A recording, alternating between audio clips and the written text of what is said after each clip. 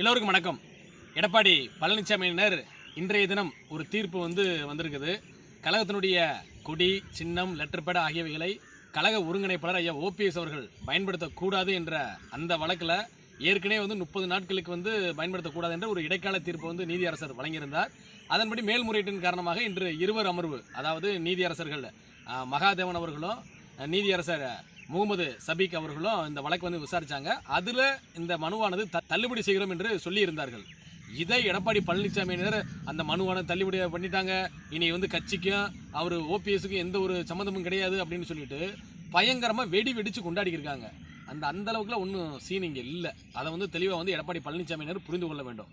நீதியரசர்கள் ஏன் இந்த மனுவை தள்ளுபடி செஞ்சுருக்காங்கன்னு சொல்லி கொஞ்சம் அரசியல் அனுபவத்தோடு போய் பார்த்தோம் அப்படின்னா நமக்கு நல்லாவே தெரியும். முன்னாடியே ஒருவர் அமர்வு நீதியரசர் என்ன சொல்லியிருந்தார் தீர்ப்பில், 30 நாட்களுக்கு இந்த தடையானது இருக்குன்னு சொல்லியிருக்காரு. இப்போ அது முடிஞ்சு எவ்வளோ நாட்கள் ஆயிருக்கு? அந்த 30 நாள் முடிஞ்சிருச்சுல. அப்போ அவங்க நீதிபதி சொன்ன அந்த கெடுவே முடிஞ்ச பின்னாடி அதில் போய் இன்னொரு தீர்ப்பு எப்படி இருவர் நீதிமன்றம் கொடுக்க முடியும்? அப்போ கொடுக்க முடியாது.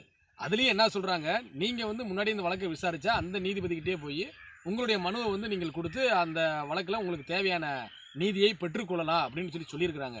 இது எதுவுமே தெரியாமல் இவங்க வாட்டுக்கு பயங்கரமான ஒரு கொண்டாட்டத்தில், அதான் பாருங்கள், எடப்பாடி பழனிசாமி அவர்களுடன் இருக்கக்கூடிய அனைவருமே ஒரு அறவேக்காடாக தான் இருக்கிறாங்க. இந்த ஒரு அரசியல் ஞானமும் கிடையாது, அரசியல் அறிவும் கிடையாது. அப்படிப்பட்ட ஆட்கள் தான். இன்னும் ஒரு விஷயம் சொல்கிறோம், நீங்கள் சின்னம் இல்லை, கட்சி இல்லை, கொடி இல்லை, ஓபிஎஸ் என்கின்றவர் வெறும் ஒரே ஒரு ஆள் தானே அப்படின்னு நீங்கள் நினச்சிக்கிட்டு இருந்தீங்கடா, வெரி வெரி ராங் அப்படின்னு தான் சொல்லணும். ஏன் அப்படின்னா கழகத்தினுடைய ஒருங்கிணைப்பாளர் ஐயா ஓபிஎஸ் அவர்கள் not a single face, 1.5 crore people face. அதாவது என்ன சொல்லுவாங்க அப்படின்னா, அவர் ஒருவருடைய முகம் கிடையாது, உணரக்கூடிய தொண்டர்களுடைய முகமாக இருக்கக்கூடியவர் கழக ஒருங்கிணைப்பாளர் ஐயா ஓபிஎஸ் அவர்கள். ஒரு எடுத்துக்காட்டு மட்டும் சொல்லலாம். என்றைக்குமே கழக ஒருங்கிணைப்பாளர்கள் தெளிவாக சொல்லிட்டாரு, நான் தனி கட்சி தொடங்கக்கூடிய எண்ணம் இன்று மட்டுமல்ல என்றுமே கிடையாது. நம்மளுடைய இயக்கம் அனைத்து இந்திய அண்ணா திராவிட முன்னேற்ற கழகம் தான் என்பதை ஆணித்தனமாக சொல்லி வருகிறார். இருந்தாலும் இந்த எடுத்துக்காட்டு ஏன் சொல்கிறோம் அப்படின்னா, எடப்பாடி பழனிசாமியினருக்கு உரைக்க வேண்டும் இல்லையா, அதுக்காகத்தான் இந்த எடுத்துக்காட்டு. மாண்புமிகு இதய தெய்வம் புரட்சித் தலைவர் எம்ஜிஆர் அவர்களால் வளர்த்தெடுக்கப்பட்ட இயக்கம் தான் திராவிட முன்னேற்ற கழகம். திராவிட முன்னேற்ற கழகம் ஆட்சி கட்டளில் அமர்வதற்கு மிக மிக முக்கியமான காரணம் இதய தெய்வம் புரட்சித் தலைவர் டாக்டர் எம்ஜிஆர் அவர்கள்.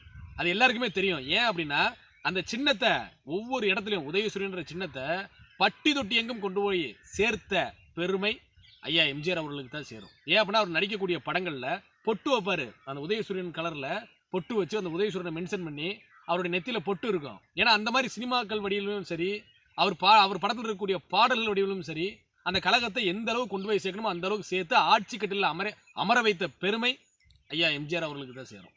அப்படி இருக்கும்போது ஒரு கட்டத்தில் திராவிட முன்னேற்ற கழகத்தை பொறுத்தவரை 30 செயற்குழு உறுப்பினர்கள் தான் உச்சபட்ச அதிகாரமாக இருந்தது. அந்த செயற்குழுவில் 26 பேர் மாண்புமிகு ஐயா இதய தெய்வம் புரட்சித் தலைவர் எம்ஜிஆர் அவர்களை நீக்குவதற்கு ஆதரவாக இருந்ததன் காரணமாக கட்சியிலிருந்து வெளியேற்றப்படுகிறார்.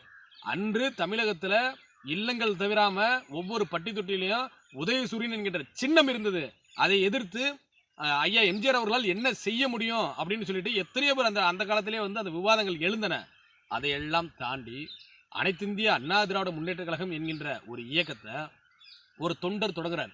ஒரு தொண்டர் தொடங்கிய இயக்கத்தில் தன்னை இணைத்து கொண்ட வரலாறு உலகத்திலே வேற எங்கேயுமே கிடையாது. ஒரு தலைவர் தொண்டர் தொடங்கிய இயக்கத்தில் தன்னை இணைத்து கொண்டு அவர் இறக்கும் வரை, அவர் மறையும் வரை ஆட்சி கட்டிலே அமர்ந்தவர்.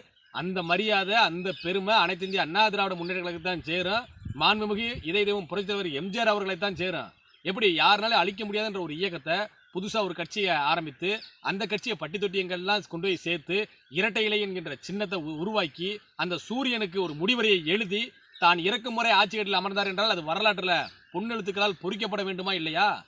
அதனால் இதெல்லாம் எதுக்கு சொல்கிறோம் அப்படின்னா, நாளைக்கு நாங்கள் தனி கட்சி தொடங்க போகிறோம், அதனால் உங்களை நாங்கள் இந்த கட்சியிலேருந்து இந்த சின்னத்துக்கு மேலே நாங்கள் ஒரு இதை கொண்டு வந்துடுவோம் அப்படின்றதெல்லாம் நாங்கள் சொல்ல வரல. என்றைக்குமே அனைத்து இந்திய அண்ணா திராவிட முன்னேற்ற கழகம் என்றால் அது கழக ஒருங்கிணைப்பாளர் ஐயா ஓபிஎஸ் அவர்கள் இருக்கக்கூடிய கழகம் தான் உண்மையான அனைத்து இந்திய அண்ணா திராவிட முன்னேற்ற கழகம். இந்த வழக்கில் கண்டிப்பாக அந்த முன்னாடியே விசாரித்த நீதியரசர்கிட்ட அந்த உரிய மனுவை நாங்கள் தாக்கல் செய்வோம். எங்களுக்கு உண்டான உரிய நீதியானது கிடைக்கும். மக்கள் மன்றத்தில் சந்திப்போம், மக்கள் வாக்களிப்பாங்க. வெறும் 3500 பொதுக்குழு செயற்குழு உறுப்பினர் வைத்துக்கொண்டு நீங்கள் மாறுதட்டி கொண்டிருக்கிறீர்கள் நாங்கள் தான் கழகம் என்று, அதெல்லாம் ரொம்ப நாளைக்கு பலிக்காது. உணரக்கூடிய தொண்டர்கள் வாக்களிக்கணும், பொதுமக்கள் வாக்களிக்கணும். வரக்கூடிய அந்த நாடாளுமன்ற தேர்தலிலேயே உங்களுக்கான முடிவரையானது எழுதப்படும். 2024 கழக ஒருங்கிணைப்பாளர் ஐயா ஓபிஎஸ் அவர்கள் சார்ந்திருக்கக்கூடிய அணி மகத்தான வெற்றியை பெறும். 2026 தமிழகத்தினுடைய முதலமைச்சராக கழக ஒருங்கிணைப்பாளர் ஐயா ஓபிஎஸ் அவர்கள் அமர்வார். இதய தெய்வம் புரட்சித் தலைவர் எம்ஜிஆர் அவருடைய ஆட்சியை, இதய தெய்வம் புரட்சித் தலைவி அம்மா அவருடைய ஆட்சியை தமிழக மக்களுக்கு மீண்டும் வழங்குவார். நன்றி.